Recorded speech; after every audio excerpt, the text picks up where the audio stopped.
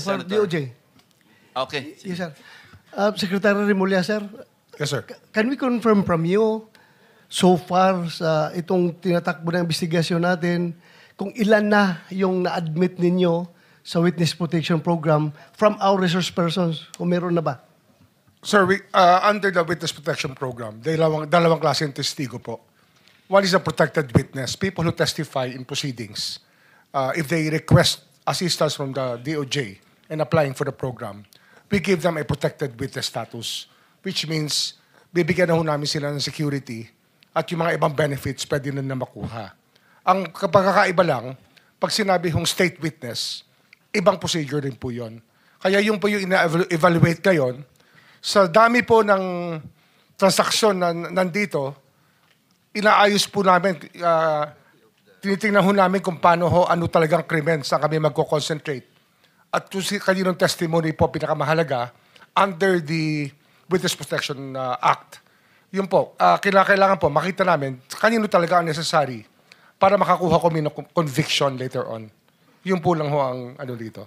Sir, so far, the level of protection that is being provided to the Diskaya, to Bryce Hernandez, sa ngayon ay sa amin pa lang yan sa Senado?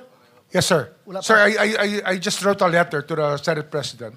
I don't know if it was sent here yesterday. Ito po yung informing the senators that we have provisionally accepted them to the program. Tapos i-evaluate namin sila as state witnesses, pero bibigyan na ho sila ng security mula po sa sulat na to ay matanggap na Senado. Since they're still under itong tatlong taong ito, si Bryce Hernandez, JP Mendoza, and Henry Alcantara, ay nasa custody po ng Senate at naka-contempt.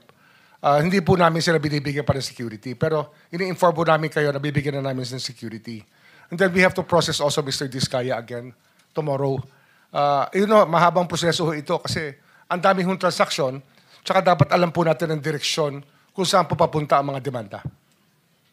Thank you, Secretary Remulla.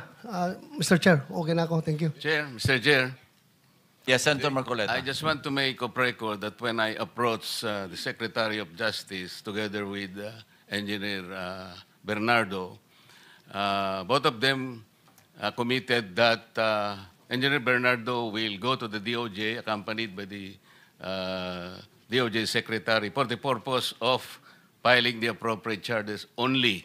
And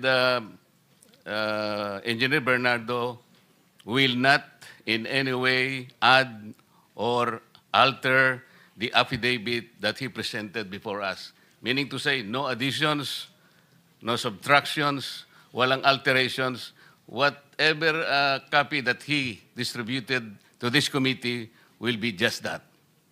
That is correct. Thank At you, saka, Mr. Chair. recorded naman po, nasa transcript, nasa YouTube, nasaan pa. Yes, sir. Kaya Kasi po, kung mag-alter siya, will be liable for perjury. Hindi po, no supplement, no nothing. Kasi No, po yung hindi- iba, pagdating dito, nagsusupplement. Ang sabi niya, wala na po akong idadagdag. Yun lang po.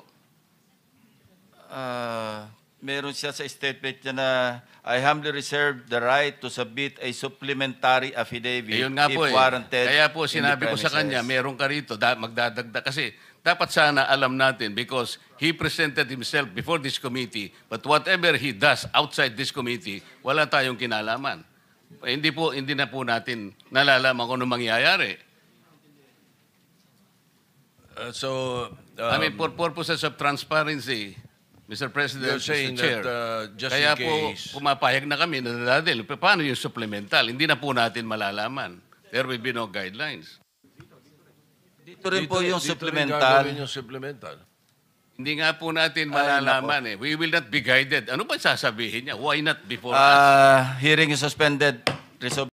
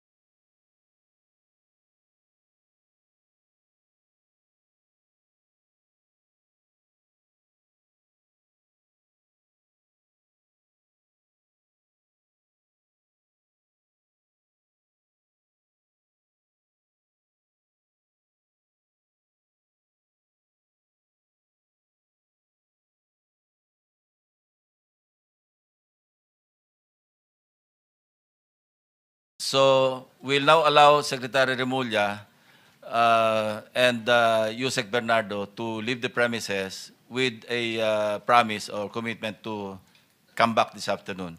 In the meantime, we are now opening to the members yung pagtatanong sa ating mga other resource persons. Yes, you may, you're excused, Secretary Remulla.